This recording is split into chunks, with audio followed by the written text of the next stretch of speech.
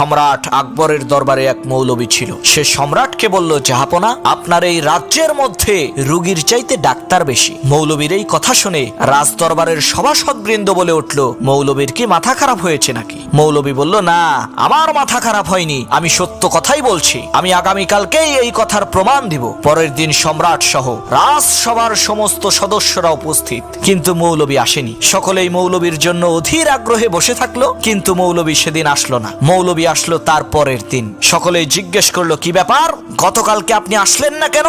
আপনার না প্রমাণ দেওয়ার কথা ছিল রোগীর চাইতে ডাক্তার বেশি? মৌলবী বলল, ভাই, প্রচন্ড দাঁতের ব্যথায় কাল আসতে পারিনি, আমাকে ক্ষমা করবেন। তখন সম্রাট সহ সভাসদবৃন্দের সকলেই বলতে লাগলো, ধুর মিয়া, এইটা কোনো রোগ হইল নাকি? নিমের পাতা দিয়ে একটু গরম পানি কইরা কুলি করলেই তো দাঁতের ব্যথা ভালো হইয়া যায়। তখন মৌলবী বলল, দেখেছেন সম্রাট, এই রাজ দরবারে আমি একাই রোগী আর আপনারা সবাই ডাক্তার।